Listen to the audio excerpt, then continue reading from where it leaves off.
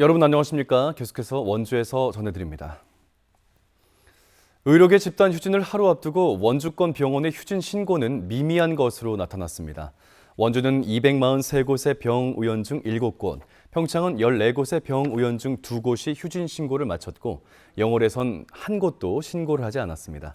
원주 세브란스 기독병원 교수들은 앞서 휴진을 결의하고 교수들의 자율에 따라 참여하기로 결정했지만 아직까지 병원에는 정확한 휴진 규모를 전달하지 않은 것으로 파악됐습니다. 원주 의료원과 영월 의료원은 집단 휴진으로 외래 진료가 몰릴 것을 대비해 내일 하루 연장 진료를 검토하고 있습니다.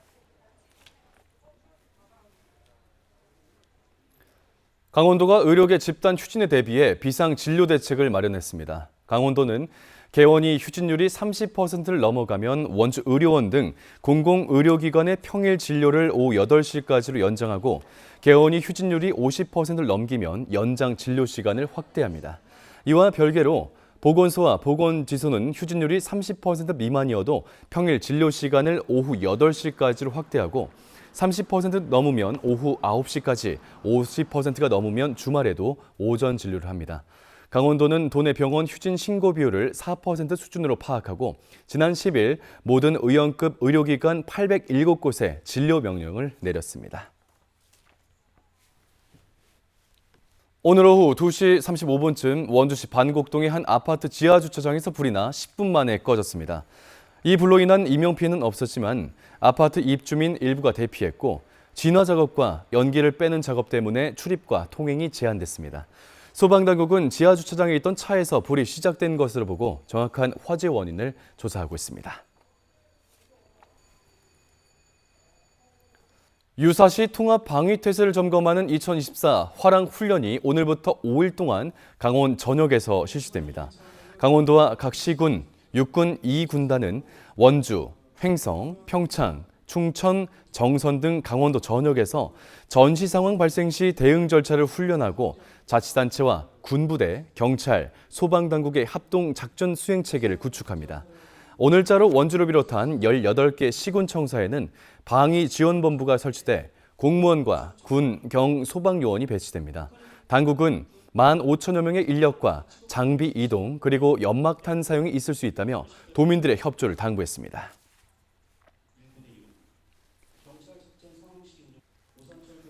송기현 국회의원이 22대 임기 1호 법안으로 자영업자와 소상공인들의 금융 부담을 완화해주는 소상공인보호법과 개인 채무자 보호법 일부 개정안을 발의했습니다. 코로나19와 경제 위기로 어려움을 겪고 있는 자영업자와 소상공인들의 대출금 상환을 유예하는 것이 주된 내용입니다. 폐업 없이 대출금 일시 상환을 유예하고 장기 분할 상환을 할 수 있도록 하는 내용도 포함됐습니다. 한국은행에 따르면 2023년 3분기 기준 전국 자영업자와 소상공인의 대출 규모는 약 1,053조 원입니다.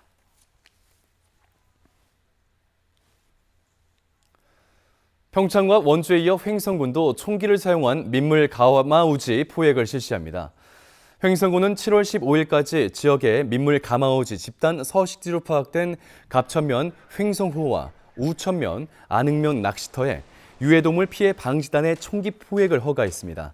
앞서 숫자원공사와 원주, 횡성의 상수원 보호구역인 횡성호에 총기 사용 협의를 마쳤고 마리당 2만 원의 포상금을 지급합니다.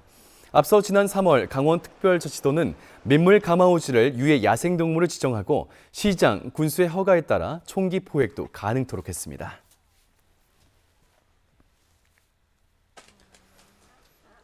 영월군이 귀농귀촌 체험학교에 참가할 교육생들을 모집합니다. 무릉도읍면 운항리 삼도리 마을에서 진행되는 이번 교육은 오는 10월 14일부터 24일까지 9박 10일 동안 진행되고 농기계 사용법 실습, 우수농장 견학 등 구체적인 귀농귀촌을 위한 계획들을 수립하고 이주 결정을 돕는 프로그램으로 꾸며집니다.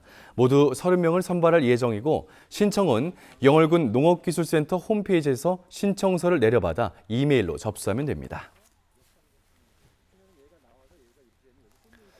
춘천지법 원주지원은 음주운전 사고로 입건된 뒤에도 난동을 부리며 경찰관에게 상해를 입힌 30대 남성 김모 씨에게 징역 1년을 선고했습니다. 김 씨는 지난해 12월 면허 취소 수치인 혈중 알코올 농도 0.084% 상대로 운전을 하다 사고를 내고 출동한 경찰과 지구대로 이동한 뒤에도 순찰차 하차를 거부하며 경찰관을 폭행한 혐의를 받고 있습니다. 또 유치장 담당 경찰관의 뺨을 때리고 또 다른 경찰관의 허벅지를 깨물어 전치 3주의 상해를 입혔습니다.